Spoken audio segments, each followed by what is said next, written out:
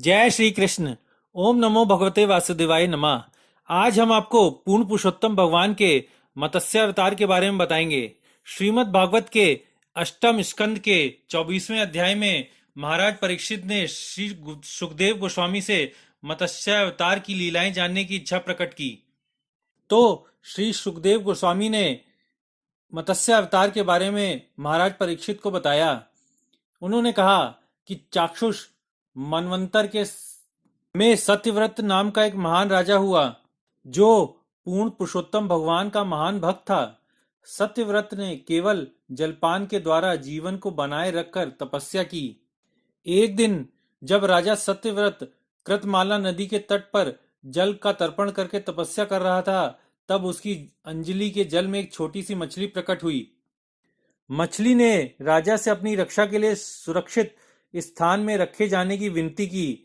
यद्यपि राजा को पता नहीं था कि मछली साक्षात पूर्ण पुरुषोत्तम भगवान है, किंतु उसने राजा होने के नाते उसकी रक्षा की और उसे एक जल पात्र में सुरक्षित रख दिया।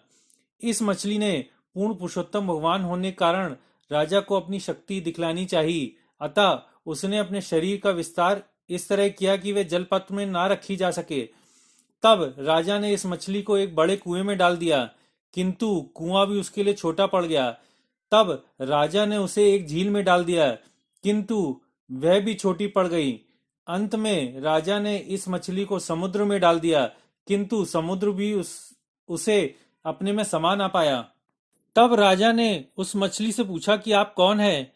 आप तो हम सबको मोहित कर रहे हैं। हे प्रभु, एक ही दिन में आपने अपना विस्तार सैकड़ों मील तक बढ़ा लिया है और नदी तथा समुद्र के जल को आच्छादित कर दिया है। इससे पहले मैंने ना तो ऐसा जलचर देखा था और ना ही सुना था। हे प्रभु, आप निश्चय ही भगवान नारायण अर्थात श्री हरि हैं। आपने जीवों पर अपनी कृपा प्रदर्शित करने के लिए ही अब जलचर का स्वरूप धारण किया है। अतएव मैं आपको सादर प्रणाम करता हूँ। आपकी सारी लीलाएं तथा अवतार निश्चय ही समस्त जीवों के कल्याण के लिए होते हैं। अतएव हे प्रभु, मैं यह प्रयोजन जानना चाहता हूँ जिसके लिए आपने यह मत्स्य रूप धारण किया है। तब पूर्ण पुरुषोत्तम भगवान ने कहा, हे शत्रुओं को दमन करने वाले राजा, आज से 7वें दिन भू, भुवा तथा स्वा ये तीनों लोग बाण के जल में डूब जाएंगे। तब तीनों लोग जल में डूब जाएंगे तो मेरे द्वारा भेजी गई एक विशाल नाव तुम्हारे समक्ष प्रकट होगी। हे राजन, तत्पश्चात तुम सभी तरह की औषधियां एवं बीज एकत्र करोगे और उन्हें उस विशाल नाव में लाद लोगे।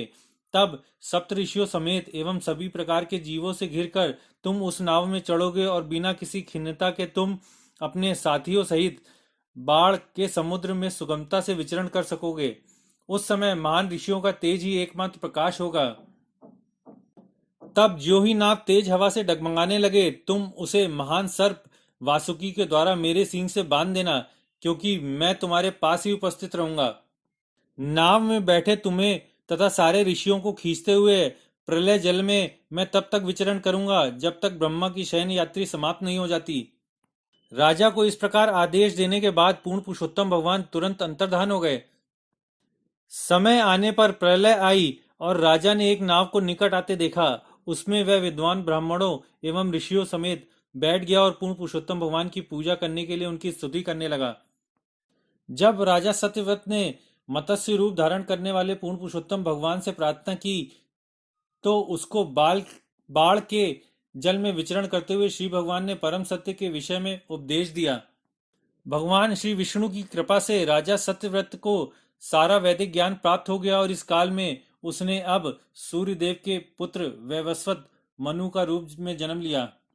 महान राजा सत्यव्रत तथा पूर्ण पुरुषोत्तम भगवान श्री विष्णु के मत्स्य अवतार से संबंधित यह कथा एक महान दिव्य आख्यान है। जो भी इसे सुनता है वह पापमय जीवन के फलों से छूट जाता है।